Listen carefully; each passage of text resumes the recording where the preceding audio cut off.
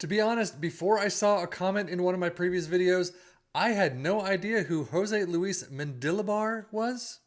But we're going to check out one of his tactics today, so let's jump in and find out a little more. Jose Luis Mendilibar, again, I do not know if I'm pronouncing that correctly. Spanish former for professional footballer, is currently in charge of Olympiacos right now in Greece. So he has had quite a managerial career. Osasuna, Levante, a lot of Spanish teams, Bilbao Athletic. So we are going to check it out and see what his tactic is today. A 4-2-3-1 apparently. This one is called the KOS Jose Luis Mendilibar Standard. Now, it's the only tactic I've been able to find in FM on this coach. Again, I do not create the tactics. I just kind of review some of the tactics that I find on the internet. So if you know of a better version, please drop it in the comments below. Let me know what you think, and we'll see from there. But someone did ask for a Jose Luis Mendilibar tactic, so here we go. We're going to check it out with our three teams as usual, though, of Liverpool and Aston Villa in the Premier League and our championship side of Ipswich Town. So with all that said, let's dive into the Premier League and see how it worked. Well, taking a look at the Premier League, I can't say it worked amazingly well. However, it's not bad. But as I always say, if you do a tactic in 10 different saves, you could get 10 completely different results. So right now, we're seeking 84 points on Liverpool. 92 goals is not a bad return there. 60 points for Aston Villa. 74 goals. It's okay. As we take a look at Liverpool's domestic cup run, you can see Carabao Cup quarterfinals out against Tottenham 1-3, and then out in the FA Cup quarterfinals against Chelsea after beating Tottenham. They do, however, get to the Europa League final, unfortunately losing out to Bayer Leverkusen 0-2. So overall, for Liverpool, I won't say this is an absolutely dreadful season, but it wasn't great. I mean, you had some areas where you could have picked it up. Quarterfinals of the domestic cups, runners-up in the Europa League. You definitely could have done a little bit better. And squad wise, yeah, the green is definitely not showing like it should. But 23 goals for Salah, Nunez with 20, assists 19 for Salah, Robertson with 15, and average rating Salah with a 7.39. Switching over to Aston Villa, they get only to the FA Cup third round, lose out to Newcastle 1-3. They do get to the Carabao Cup final, though, in extra time, losing out to Manchester United. Unfortunately, in Europe, only getting to the quarterfinals of the Europa Conference League, losing out to Fiorentina. So overall, yeah, I mean, kind of similar to Liverpool. It's not the greatest. We've definitely seen them do a lot better in some of these tactics that we've covered. But sixth place, they get the Europa Conference League next season. They get the runners-up in the Carabao Cup. And yep, same with Liverpool, just a little bit down. So you get appearances. Of course, Martinez gets up there. But goals, 17 for Jacob Ramsey, 15 for Diaby, 12 for Bailey, and those are the only ones in double digits. 11 assists for Luis, Digne, Zaniolo, and Tielemans get 10 apiece. And then average rating, Ramsey with a 7.22.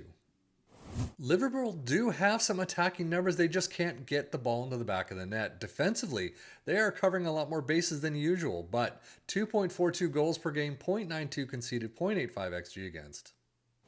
Aston Villa, yeah, they are definitely having some attacking woes. I mean, better than Premier League average, but still, you're usually seeing them upwards towards the top at least. Defensively, they are definitely missing some pieces there, interestingly enough.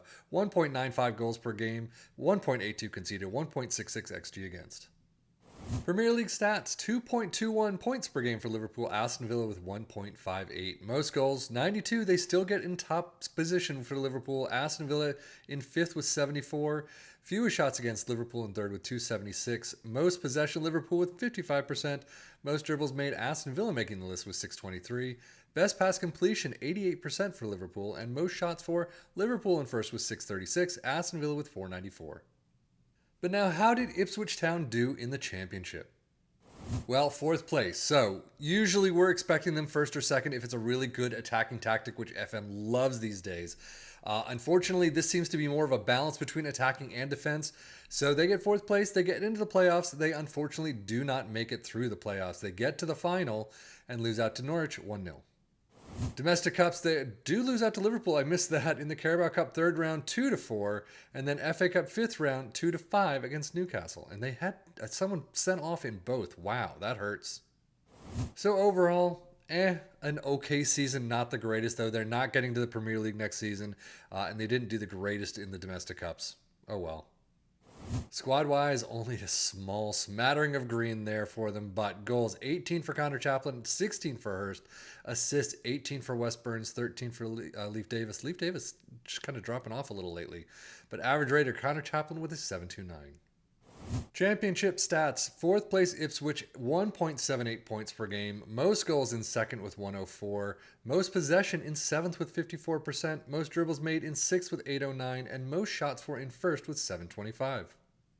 But now let's take a look at the tactic itself. Again, this seems to be more of a balanced type of tactic instead of an all-out attacking tactic like FM loves.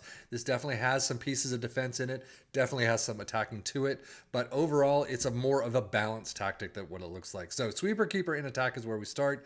Wingbacks on the left and the right in the support. Ball playing defenders in defend.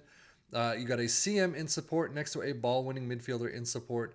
Wingers on both sides in support. You got an attacking midfielder in attack and an advanced forward in attack up front. Positive mentality, in possession attacking width is fairly wide.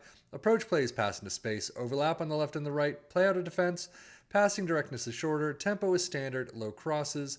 In transition, counter press, counter, distribute quickly, distribute to the back line, and take short kicks. And out of possession, a high press line of engagement, a standard defensive line, trigger press more often, prevent your goalkeeper distribution, and that's it. So overall, how did it do for our three teams? To be honest, it was okay. Again, you could try this tactic so many different times and get so many different results. In this save, at least, it was very bang on average. 87 points for Ipswich. We definitely have seen them up in the first and second position more than once in the last several months. But overall, I mean, Liverpool getting third place, 84 points is kind of a little below average, or about average. Aston Villa getting 60 is definitely below average for them. But position-wise, yeah, it's okay.